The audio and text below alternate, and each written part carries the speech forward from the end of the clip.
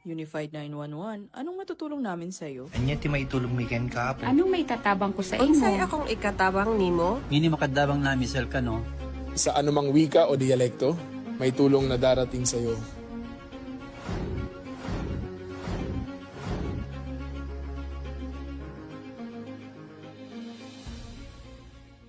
Lilingkod sa bawat Pilipino at magbibigay ng tamang impormasyon para sa tahimik at maayos na Pilipinas. Police News Network, alagad ng batas, tagapagtaguyod ng balitang pulis, sandigan ng mamamayan, patnubay ng katotohanan. La Campo Crame, maghahatid ng pinakahuling kaganapan at nagbabagang balita. Ito ang PNN Police News Network. At ngayon, ang inyong mga tagapagbalita. Magandang hapon, Pilipinas. Ako ang inyong alagad ng batas, tagataguyod ng Balitang Pulis, Patrolwoman Dara Falogni. Maghahatid sa inyo ng tamang balita, kwento ng pulis at serbisyo para sa mamamayan. At ito ang PNP News Online, ang pangunahing balita ng Police News Network, alagad ng batas, tagataguyod ng Balitang Pulis.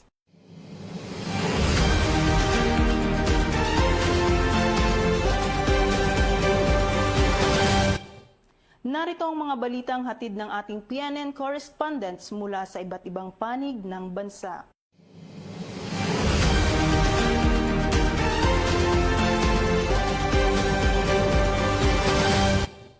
Sa ating unang balita, nakumpiska ng mga otoridad ang tinatayang mahigit 800,000 pisong halaga ng hinihinalang smuggled cigarettes sa isinagawang operasyon ng pulisya sa El Nido, Palawan. Patrolwoman Maricar Caboso sa balita. Higit 646 na rims ng smuggled cigarettes na nagkakahalaga ng tinatayang mahigit 827,000 piso ang nasamsam sa isang operasyon ng mga otoridad sa barangay San Fernando, Dipnay, El Nido, Palawan. Isinagawa ang operasyon noong ika-21 ng Hulyo taong kasalukuyan, bandang alas 9:30 ng umaga. Sa pangunguna ng mga tauhan ng 2nd Special Operations Unit Maritime Group, kasama ang iba pang ahensya ng gobyerno at mga opisyal ng barangay. Isinilbi ng mga operatiba ang isang search warrant sa isang tindahan at bodega na pinaghihinala ang pinag-iimbakan ng mga smuggled na sigarilyo. Sa isinagawang paghahalughog, na-recover ng mga otoridad ang iba't ibang brand ng sigarilyo na hinihinalang puslit at walang kaukulang pagbabayad ng buwis. Matapos ang operasyon, dinala ang mga nakumpiskang ebidensya sa 2nd Special Operations Unit Maritime Group Headquarters para sa wastong dokumentasyon at disposisyon. Isa sa ilalim din ang mga ito sa valuation ng National Tobacco Administration o NTA. Samantala, tiniyak ng mga otoridad na magpapatuloy ang kanilang operasyon laban sa smuggling upang mapanagot ang mga lumalabag sa batas at mapigilan ang pagpasok ng mga kontrabando sa bansa. Ako si Patrolwoman Maricar Caboso, alagad ng batas, tagataguyod ng Balitang Pulis. Maraming salamat, Patrolwoman Caboso. Arestado ang 2 individual matapos maaktuhang nagbebenta at nag-aalok ng mga gamot na walang kaukulang permit sa ikinasang operasyon ng pulisya sa Lasam, Cagayan. Sa operasyon, nakumpiska ang iba't ibang uri ng gamot. Narito ang detalye ng report mula kay Patrolwoman Leyne Lorenzo. May na naaresto ang 2 babaeng hinihinalang iligal na nagbebenta ng iba't ibang uri ng gamot sa isinagawang operasyon ng Lasam Police Station sa Lasam, Cagayan noong ika-20 ng Hulyo taong kasalukuyan. Pinangunahan ng mga tauhan ng Lasam Police Station sa pamumuno ni Police Major Geoffrey C. Retreta ang operasyon matapos mahuling nag-aalok at nagbebenta ng mga gamot ang 2 suspect nang walang maipakitang kaukulang permit o otorisasyon.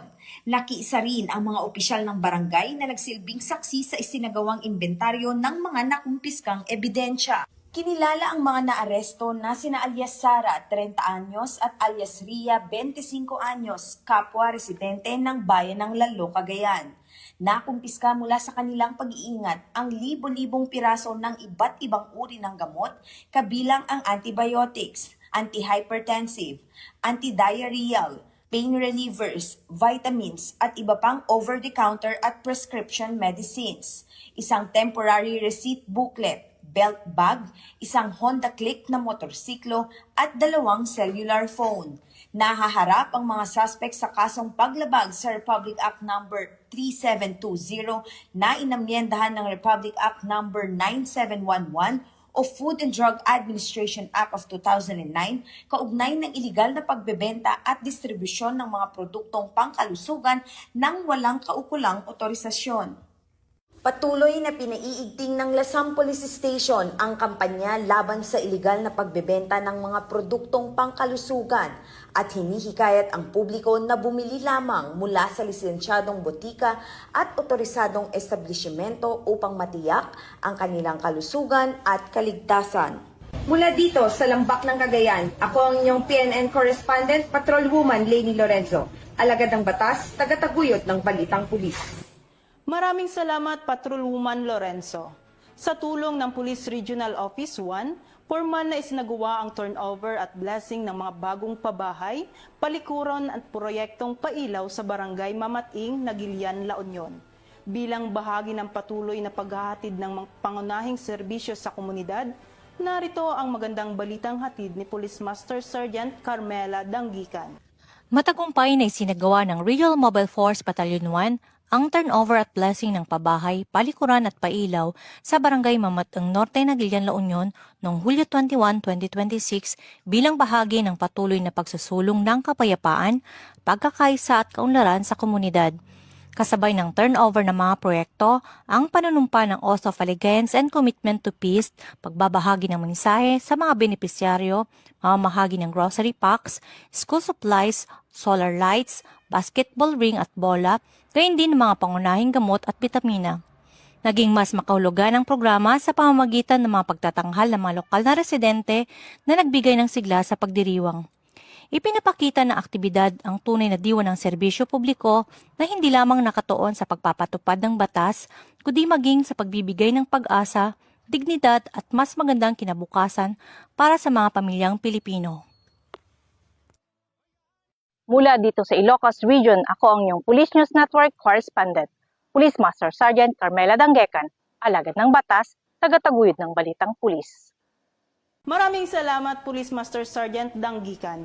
Bilang bahagi ng pagdiriwang ng 31st Police Community Relation Month, nagsagawa ang Benguet Police Provincial Office ng isang aktibidad na nakatuon sa espiritual na kapakanan ng mga kapulisan. Ang detalye ng report mula kay Police Major Edwin Serio.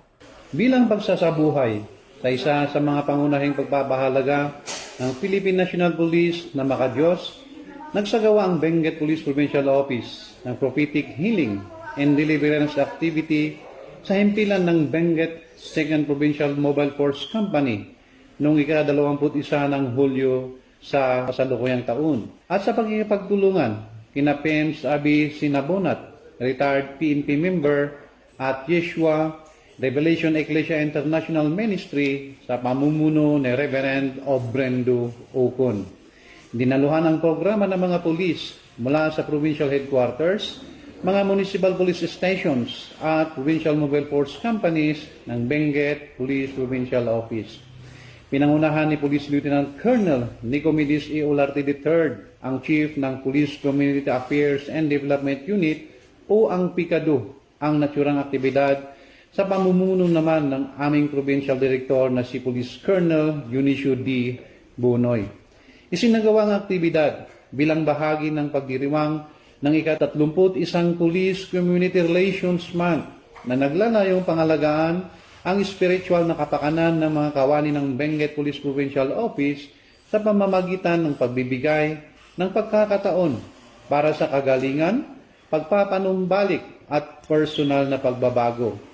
Layunin din ng programang ito ang patatagin ang kanilang pananampalataya, palakasin ang kanilang katatagan at higit na pag-isahin ang hanay ng kapulisan upang patuloy na makapaghatid ng makatao, may malasakit at pagpapahalagang nakabatay sa integridad na serbisyo publiko. Bagong PNP para sa bagong Pilipinas. Serbisyong mabilis, tapat at nararamdaman. Mula dito sa La Trinidad, Benguet, ako po si Police Major Edwin Sergio, ang PIO ng Benguet Police Provincial Office. Alagad ng batas, tagataguyod ng Balitang Pulis. Maraming salamat, Police Major Sergio. Mahigpit na nagpapaalala ang mga otoridad sa publiko, lalo na sa mga organizer ng kilos protesta, na huwag isama o gamitin ang mga menor de edad sa mga aktibidad na maaring maglagay sa kanila sa panganib. Ayon sa mga otoridad, ang pagre-recruit, paghihikayat o paggamit sa mga bata upang makilahok sa mga rally na maaring maglantad sa kanila sa karahasan o iba pang panganib ay maaring magdulot ng pananagutan sa ilalim ng Republic Act 7610 o ang Special Protection of Children Against Abuse, Exploitation and Discrimination Act. Dahil dito, hinihikayat ng mga otoridad ang mga magulang, guardian at mga organizer na unahin ang kapakanan ng mga menor de edad at tiyaking hindi sila maglalagay sa mga sitwasyong maaaring magbanta sa kanilang seguridad. Kasabay nito, tiniyak ng Philippine National Police na patuloy nitong ipatutupad ang mga umiiral na batas upang mapangalagaan ang karapatan at kaligtasan ng bawat bata. At bago tayo magtapos, naglabas ng paalala ang Philippine National Police Anti-Cybercrime Group hinggil sa pananagutang kaakibat ng paggawa o pagpapakalat ng bomb joke na may kaukulang parusa sa ilalim ng umiiral na batas. Sa ating mga cyber katropa tips, ipaliliwanag ng mga cyber patrollers ng PNP-ACG ang mahalagang impormasyon na dapat malaman ng publiko upang maiwasan ang paglabag sa batas at makatulong sa pagpapanitili ng kaligtasan ng publiko. Laganap ang bomb joke o bomb threat ngayon. Kaya naman, alamin natin kung bakit hindi dapat gawing biro ang tungkol sa bomba. Pakinggan natin ang ating cyber patroller. Kanina lamang ay nakapanayam natin ang direktor ng PNP Anti-Cybercrime Group upang magbigay ng paalala.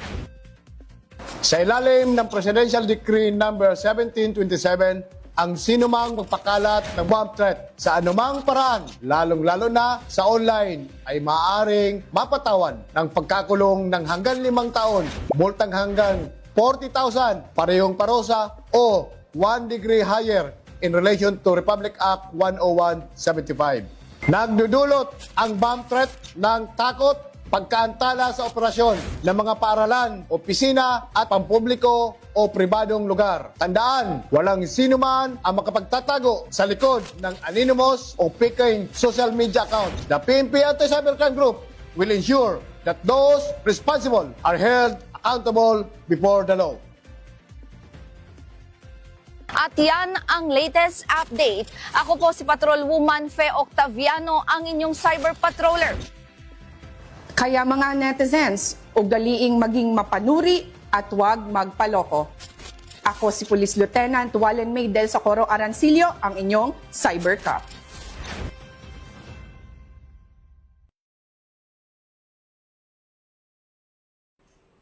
At yan ang mga balitang nakalap ng ating PNN correspondents mula Luzon, Visayas at Mindanao.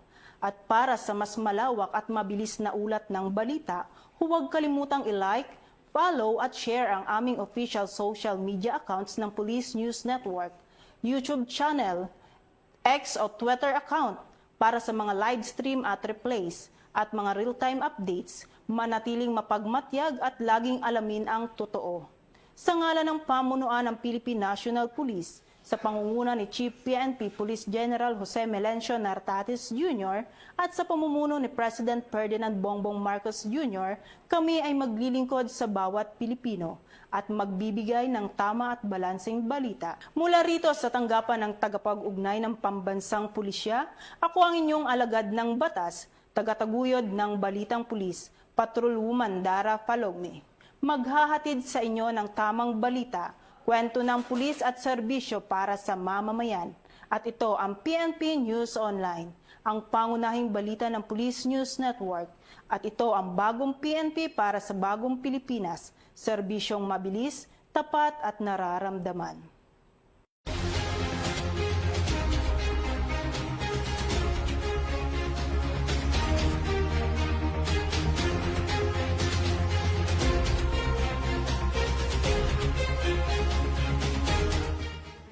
Police News Network, alagad ng batas, tagapagtaguyod ng balitang pulis.